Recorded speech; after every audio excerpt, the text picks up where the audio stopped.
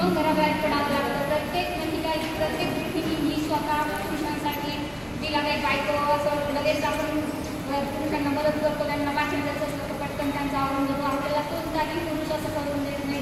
आपलं स्वतः आधी आवडायचं, आपल्या लेकरांचं बघायचं, मग काय घराबाहेर पडायचं असतं.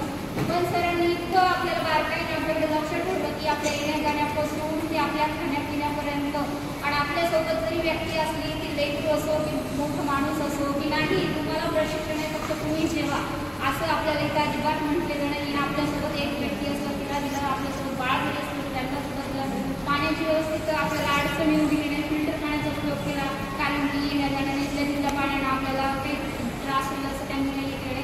आणि सांगण्याबद्दल सांगायचं तर त्यांनी माहिती देण्याबद्दल जर म्हटलं तर सरांनी इतकी छान व्यवस्थित अशी मस्त उदाहरण आपल्याला सांगितलं की एक पुरुष त्याच्या बायकोला असं दवाखान्यात घेऊन जाताना किती त्याने अडचणीतून गेला, त्याने किती वर्ष परिश्रम केला, ते किती सोपं उदाहरण दिलं सरांनी. किती म्हणजे अवघड सांगितलं की तुम्हाला एवढं हार्ड नाही काम करणं, पण सरांनी किती भारी उदाहरणात दिलं की आपल्याला त्या माणसापुढे त्या उदाहरणापुढे असं वाटतं की आपण एक शून्य आहोत, आपलं त्याच्यापुढं एवढं काहीच हार्ड काम नाही.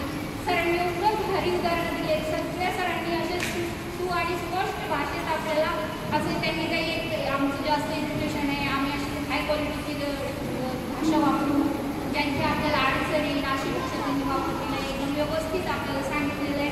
जे समजलं ते व्यवस्थित सांगितले, जे पॉईंट आपल्याला महत्त्वाचे होते नोट करून घ्यायला सांगितले.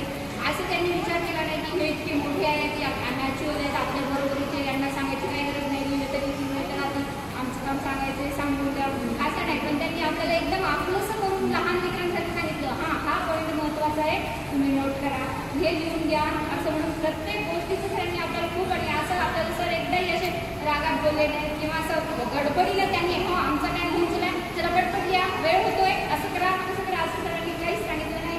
सरांनी खूप छान आणि इतकं व्यवस्थित आपल्याला टीचिंग केलं आहे, सगळं मार्गदर्शन एकदम छान केलं आहे.